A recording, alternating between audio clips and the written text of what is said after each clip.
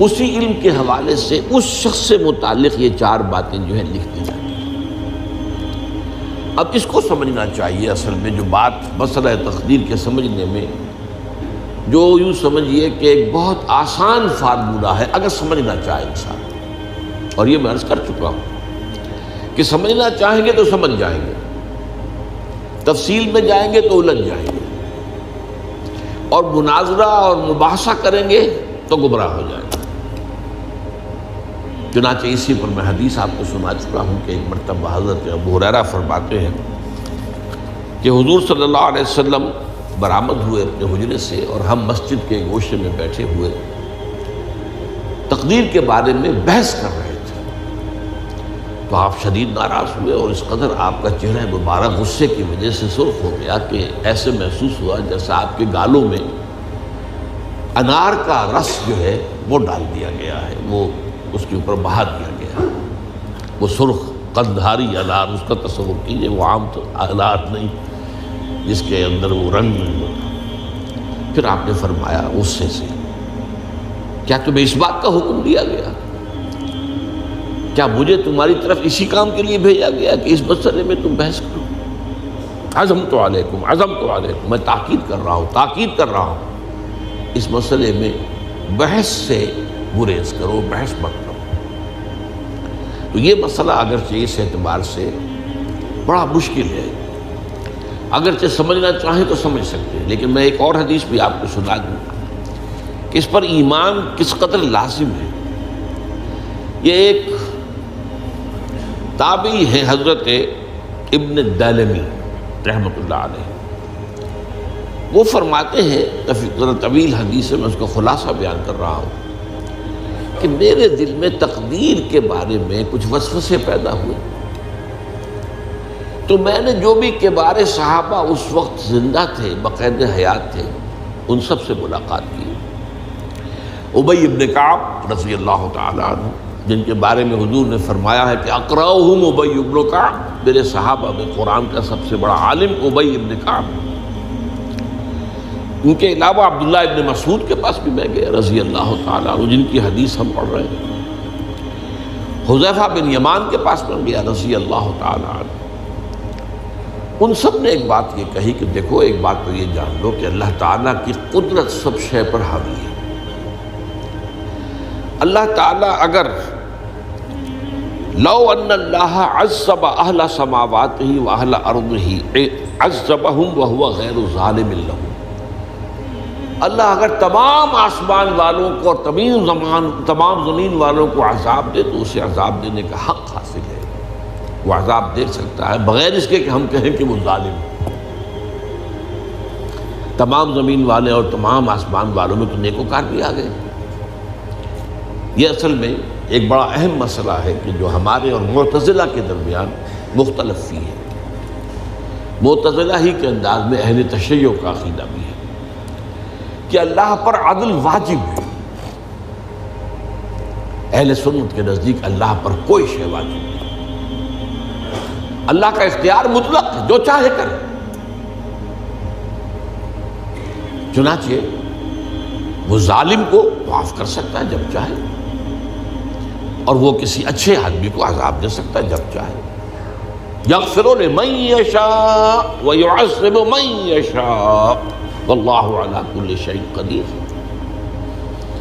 یہ سورہ بقرہ کی آخری آیت میں ہے کہ آیات میں سے ہے، لاسٹ بٹ 3 آیت میں۔ تو اس اعتبار سے اللہ کا ایک تو اختیار مطلق ہے۔ پھر میں زید ابن ثابت کے پاس گیا تو انہوں نے یہی بات مرفوعاً بیان کی کہ میں نے خود حضور سے سنی ہے یہ بات۔ باقی 3 صحابہ کے بارے میں تو وہ کہتے ہیں کہ انہوں نے گویا کہ اپنی رائے کا اظہار کیا، اور اگر اللہ تعالیٰ چاہے لو رحمہم، تمام آسمان والوں اور تمام زمین والوں کو بخش دے اور رحم کرے، لکانت رحمتہ خیرا لہم من اعمالہم، تو اس کی رحمت جو ہے وہ یقیناً لوگوں کے اعمال سے بہت بالا ہے، بلند و برتر ہے، تو جو چاہے کرے۔ وہ ابو جہل کو بخش دے، کون اعتراض کر سکے گا؟ اور وہ کسی سے بڑے شخص کو جو ہے وہ عذاب دے، کون اعتراض کر سکتا ہے؟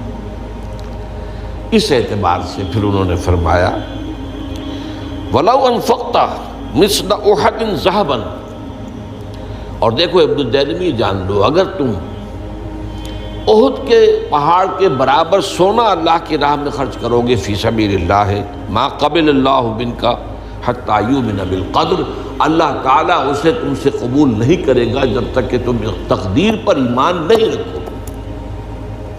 اور اس کے بعد فرمایا اعلم، جان لو، انما اصابک لم یکن لیخطئک، جو چیز تم پر واقع ہوتی ہے، کوئی تکلیف آتی ہے، کوئی حادثہ پیش آتا ہے، وہ تم سے ٹلنے والا تھا ہی نہیں۔ مطلب یہ کہ تم سوچو کاش میں یوں نہ کرتا، یوں کر دیتا، اگر یہ ہو جاتا، وہ ہو جاتا تو میں بچ جاتا، نہیں، وہ تو آنے والی بات تھی، وہ اللہ کی کتاب، وہ اللہ تعالیٰ کے علم قدیم کے اندر پہلے سے لکھا ہوا تھا، تو موجود ہے، تو وہ تو آنی ہی آنی تھی۔ وَأَنَّمَا أَخْطَأَكَ لَمْ يَكُنْ لِيُصِيبَكَ، اور جو چیز کہ تم سے چھوٹ گئی، جاتی رہی، تمہارے ہاتھ سے نکل گئی، ممکن ہی نہیں تھا کہ وہ تمہیں ملتی، وہ اللہ تعالیٰ کا مجھے علم قدیم ہے، اس کے اندر پہلے سے طے ہے۔ وَلَوْ مِتَّ عَلَىٰ غَيْرِ هَذَا لَدَخَلْتَ النَّارَ، اگر دیکھو تم غور سے سن لو، اگر اس عقیدے کے سوا کسی اور پر تمہاری موت واقع ہوئی تو جہنم میں داخل ہو جاؤ۔ تو یہ اس ایمان بالقدر کی اہمیت کا معاملہ۔ اب اس کے لیے جو میں کہہ رہا تھا کہ ایک فارمولہ جو سمجھ میں آ سکتا ہے وہ یہ ہے، انگریزی کی جو اصطلاحات کے حوالے سے پہلے میں واضح کروں گا، وہ ذرا زیادہ واضح ہے۔ ایک ہے پری نالج، کسی چیز کا علم پہلے سے ہونا، ایک ہے پری ڈیسٹینیشن، کسی شے کا پہلے سے طے پا جانا۔ ان دونوں میں گڑبڑ کا نہیں کرنا چاہیے۔ اللہ کا علم قدیم اس کے جبر کو مستلزم نہیں ہے، اس کا علم ہے یہ کہ تم یہ کرو گے، اس کا مطلب یہ نہیں ہے کہ تم اس کے جبر کے تحت کر رہے ہو۔ اس کی ایک سادہ سی مثال میں دیا کرتا ہوں، پھر میں عرض کروں گا، سمجھنا چاہیں تو یہ فارمولہ بہت کافی ہو جائے۔ آپ کسی بچے کے سامنے کوئی کھلونا ڈال دیں، آپ کو تقریباً یقین ہے وہ متوجہ ہوگا، اسے اٹھائے گا۔ ہو سکتا ہے بچہ کسی اور دھن میں ہو اس وقت، ادھر اس کی توجہ کسی اور کو نہ اٹھائے گا۔ اگر وہ اٹھا لیتا ہے تو آپ کے مجبور کرنے سے تو اس نے نہیں اٹھایا، اس نے تو اٹھایا ہے اپنے انسٹنکٹ کے تحت کہہ لیں، اپنے ارادے کے تحت کہہ لیں، آپ مجبور تو یہ آپ نے کی۔ لیکن اللہ تعالیٰ کا جو اندازہ ہوتا ہے، وہ اندازہ قدر کے معنی اندازہ بھی ہے، میں بیان کر چکا ہوں آپ، اس کا جو علم قدیم ہے وہ غلط ثابت نہیں ہو سکتا۔ ظاہر بات ہے کہ پھر تو اعلیٰ کل شیء علیم وہ ہے، اس کا علم قدیم جو ہے اس میں کوئی خطا نہیں ہو سکتی۔ یہ ہے در حقیقت پری نالج اور پری ڈیسٹینیشن، دونوں کے اندر فرق کر لیا جائے، یہ جبر نہیں ہے۔ ہاں اللہ تعالیٰ کا علم ہے، اس علم کے مطابق چیز جو ہے وہ لکھتی گئی ہے، وہ تو ہو کر رہی ہے، ہوتی تو ہے، لیکن اس کے